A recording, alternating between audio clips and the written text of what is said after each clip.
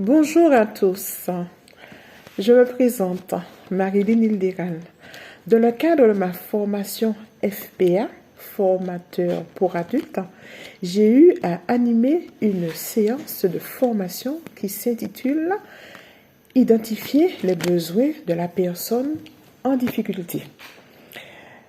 L'animation s'est déroulée comme suit.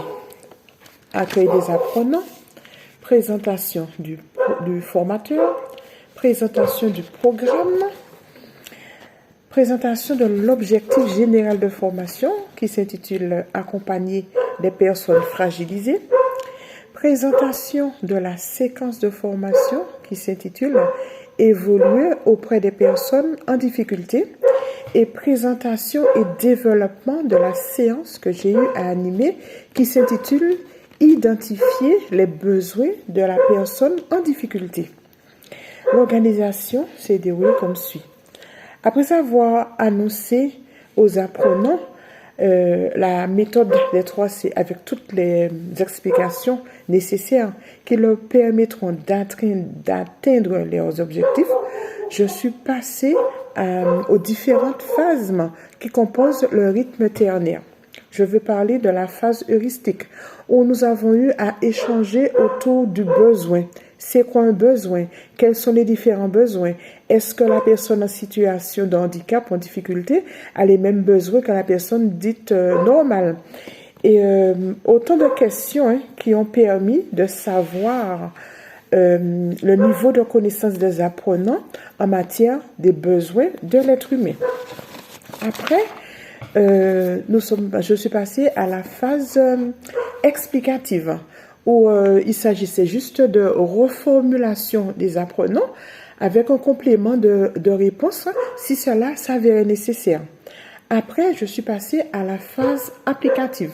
Donc, à partir d'une grille d'observation, je devais m'assurer que l'apprenant avait bien compris le processus d'identification des besoins de la personne en difficulté. Après, j'ai procédé à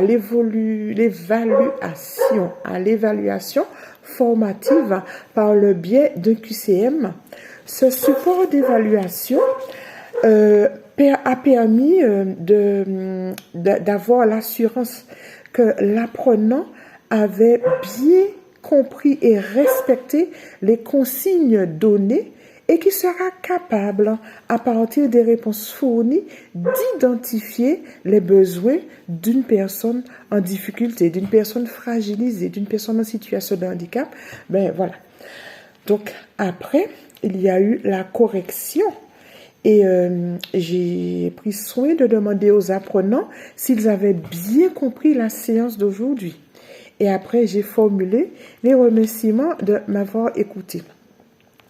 Donc, pour terminer, j'ai procédé à l'analyse de ma pratique.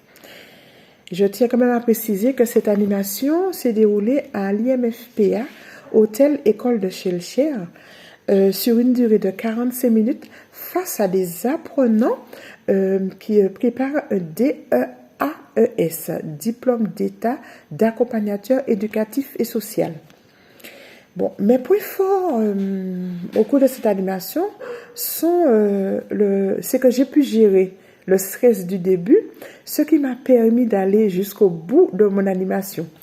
Alors, le point faible, c'est la maîtrise de mes émotions, car que je dois gérer fortement parce que il paraît que le non-verbal a été très visible quand une certaine personne intervenait, s'exprimait et sortait un petit peu du n'importe quoi qui n'avait rien à voir avec mon animation. Donc cela m'a valu de la part de la formatrice observatrice, entre guillemets, posture professionnelle à revoir. Si je devais refaire cette animation, je m'attellerais à être plus précis dans les termes que j'emploie, car il a fallu que j'explique qu'une personne fragilisée, une personne en difficulté, une personne en situation de handicap pouvait être une seule et même personne. Parce que la personne en situation de handicap, c'est une personne fragilisée c'est une personne en difficulté. Donc la formatrice observatrice m'a dit qu'elle pensait qu'il s'agissait de diverses personnes. J'ai écouté la critique de certaines collègues, critique fondée ou pas. Je ne tirerai que du positif et pour mieux faire une prochaine fois. Et j'aurais acquis de l'expérience, j'aurais acquis de l'assurance et j'en suis sûre que je sortirai grandi de cette expérience. Ce que j'ai appris de ce métier, c'est que c'est un très, très, très beau métier, puisque c'est un métier qui demande à transmettre. On doit transmettre son savoir et aussi acquérir du savoir, parce qu'un formateur ne sait pas tout. Il apprend aussi des apprenants. Donc, c'est un très, très beau métier et ça demande un investissement personnel. Donc, plus que jamais, je veux être la formatrice pour adultes de demain et je ferai tout pour y arriver. J'ai encore beaucoup à apprendre. Je suis prête à m'investir et je vais y arriver, j'en suis sûre. Ce que j'ai appris de moi, de cette expérience, me concernant, c'est toujours, je reviendrai encore dessus, c'est le non-verbal que je dois maîtriser, que je dois me canaliser là-dessus. Et heureusement pour moi que je n'ai pas toujours eu à l'exprimer. Et souvent, c'est exprimé inconsciemment. Mais je ferai tout pour pouvoir gérer ce non-verbal qui s'exprime toujours. Je vous remercie pour votre écoute.